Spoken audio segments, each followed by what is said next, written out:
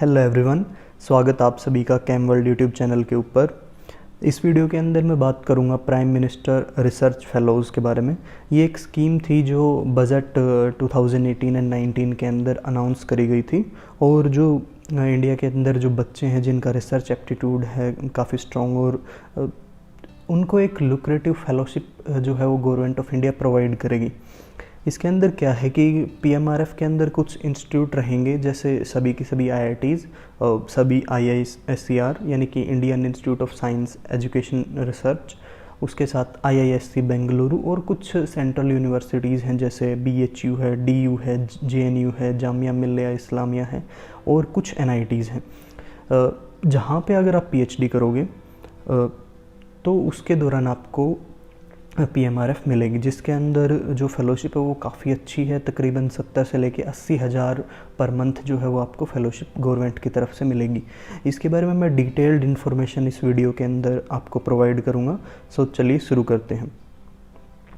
सबसे पहले बात करें अगर एलिजिबिलिटी क्राइटेरिया की, सो इसके अंदर ये है कि अगर आपने डिग्री कंप्लीट कर रखी है या आप फाइनल ईयर के अंदर हो, देखिए एमटेक प्रोग्राम के अंदर, इंटीग्रेटेड एमटेक प्रोग्राम के अंदर, या 2 ईयर एमएससी प्रोग्राम के अंदर, या फिर 4 ईयर अंडर ग्रेजुएट कोई प्रोग्राम हो, जैसे बैचलर ऑफ रिसर्च है जो आईआईएससी कराता है, आईसर्स कराते हैं। और ये प्रोग्राम अगर आपने आईआईएससी, आईआईटीज़, एनआईटीज़, आईसर्स, आईआईएसटी या फिर कोई भी centrally funded IITs, triple IITs से कर रखे हैं, और साथ ही साथ आपकी सीजीपीए जो हो एटलीस्ट 8 है, तो आप एलिजिबल हो। मतलब इसके साथ ही साथ आपको पीएचडी के अंदर तो एडमिशन लेना ही पड़ेगा किसी भी पीएमआरएफ ग्रांटिंग इंस्टीट्यूट के लिए, लेकिन मिनिमम एलिजिबिलिटी तो ये है ही है।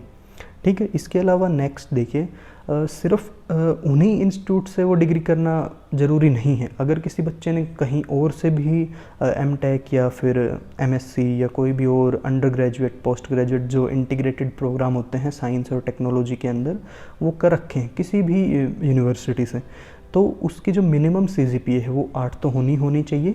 साथ में एक एडिशनल जो रिक्वायरमेंट है, अगर आपने किसी और इंस्टीट्यूट से कर रखी है तो आपका गेट क्वालिफाई होना चाहिए।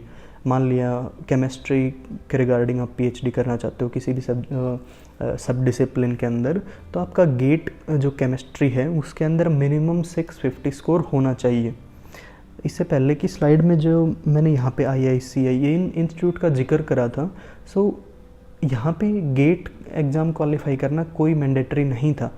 लेकिन अगर आपने किसी और इंस्टीट्यूट या यूनिवर्सिटी से अपनी डिग्री कंप्लीट करी है तो साथ में आपका एक वैलिड गेट स्कोर होना चाहिए विद मिनिमम स्कोर ऑफ 650। ठीक है। नेक्स्ट मैं बात करूं, सो अगर आपने गेट क्वालिफाई कर रखा है, ठीक है, और अपने जो एमटेक है या एमएस है वो किसी भी पीएमआरएफ ग्रांटिंग इंस्टीट्यूट से कंप्लीट कर ली है, और आपकी सीजीपीए जो है वो 8 है, तो भी आप एलिजिबल हो। ठीक है।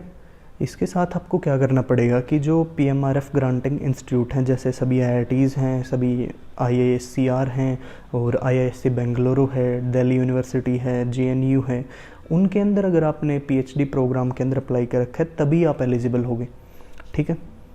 नेक्स्ट जो एप्लीकेशन प्रोसीजर है वो ध्यान से सुनने का है। देखिए इसके अंदर कोई भी डायरेक्ट ऐसे वेब पोर्टल नहीं है कि जहाँ पे आप जाके आप अपना फॉर्म फिल कर दो, ऐसा कुछ नहीं है। ठीक है। जहाँ पे आप पीएचडी के अंदर आपने एडमिशन ले लिया, वो इंस्टीट्यूट आपको रेकमेंड करेगा, वो आपका जो पूरा फॉर्म है या जो भी रिकमेंडेशन लेटर्स हैं, जो भी रिक्वायरमेंट है, वो इंस्टीट्यूट आपका पूरा फिल करके पीएमआरएफ के वेब पोर्टल के ऊपर डालेगा। तो आपको कुछ नहीं करना, आपको सिर्फ पीएचडी के अंदर एडमिशन लेना है किसी अच्छे इंस्टीट्यूट के अंदर, जो है वो पीएमआरएफ ग्रांटिंग इंस्टीट्यूट की एक लिस्ट में वीडियो के लास्ट में डालूंगा। सो अगर आप उनमें से किसी भी एक इंस्टीट्यूट के अंदर पीएचडी करोगे और आपका जो एक पोर्टफोलियो है या जो आपका रेज्यूमे है वो काफ़ी स्ट्रॉन्ग है, साथ ही साथ आपका जो रिसर्च एप्टीट्यूड है वो अगर काफ़ी स्ट्रॉन्ग है, तो इंस्टीट्यूट आपको खुद रेकमेंड कर देगा। ठीक है। द मैट्रिसेस या जो पैरामीटर हैं जिनके ऊपर एक कैंडिडेट को जज करा जाएगा वो प्योरली रिसर्च रिलेटेड होगा। ठीक है। अगर आपका रिसर्च एक्सपोजर काफ़ी अच्छा है, या अपने पब्लिकेशन जो है वो काफ़ी रेप्यूटेड जर्नल्स के अंदर, जो इंटरनेशनल जर्नल्स हैं उनके अंदर पब्लिश करी हैं, या किसी इंटरनेशनल कंपटीशन के अंदर आपकी परफॉर्मेंस अच्छी है, तो ये चीज़ें काफ़ी हेल्प करेंगी आपकी ओवरऑल एप्लीकेशन जो आप इंस्टीट्यूट आपकी फिल करेगा उसके दौरान। साथ ही साथ जो ग्रेड्स हैं आपकी वो भी मायने रखती हैं, और जो रिकमेंडेशन लेटर्स हैं जो आपके इंस्टीट्यूट या जो आपका डिपार्टमेंट है वो प्रोवाइड करेगा। सो ये ओवरऑल ये चीज़ें हैं जिनके ऊपर आपको जज करा जाएगा कि आपको PMRF मिलेगी या नहीं मिलेगी। ठीक।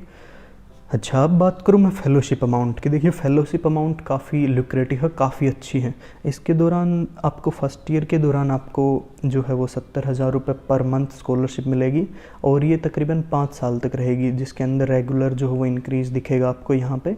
सो आप यहाँ पे डिटेल्स देख सकते हैं।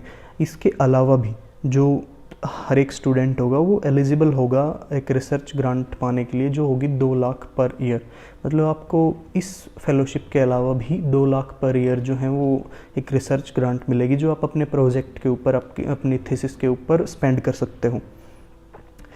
देखिए ये सारी बातें तो अब तक काफ़ी अच्छी लग रही थी कि ठीक है काफ़ी लुक्रेटिव अमाउंट जो वो हमें मिलेगी। इसके साथ कुछ डिलीवरेबल्स भी हैं जो आपको या कुछ टारगेट्स हैं जो आपको हर साल अचीव करने ही करने पड़ेंगे।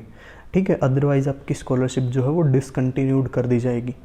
इसके अंदर क्या होगा कि जैसे ही आप इंस्टीट्यूट ज्वाइन करते हो या आप PMRF के अंदर सेलेक्ट हो जाते हो, तो उसके बाद जो गाइड है या जो आपका डिपार्टमेंट है वो आपको कुछ टारगेट प्रोवाइड करेगा, और आपको पर्टिकुलर ईयर के अंदर वो टारगेट्स जो हैं वो सेटिस्फाई करने हैं या अचीव करने हैं।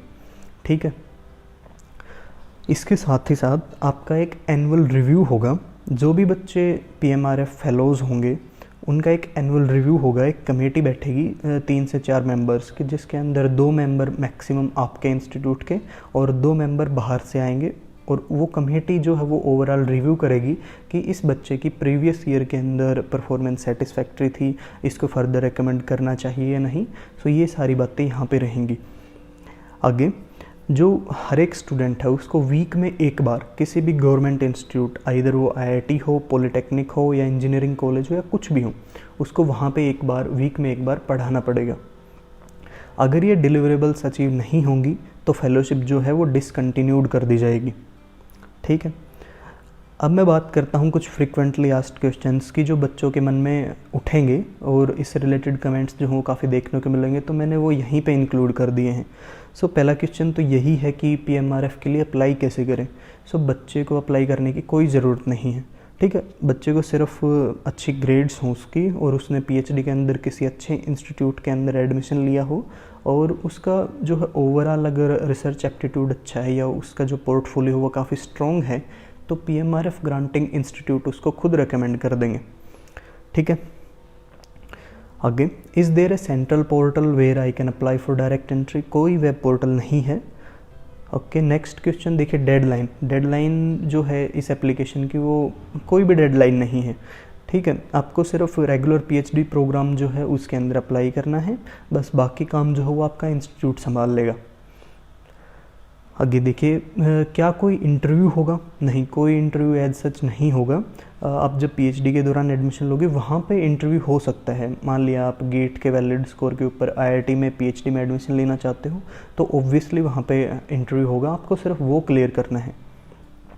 सो ये सारी इन्फॉर्मेशन थी PMRF के रिगार्डिंग। अगर आपकी और कोई भी क्वेरी है या और कुछ आप सजेस्ट करना चाहते हो तो प्लीज़ कमेंट के अंदर उसको लिख के बताइए।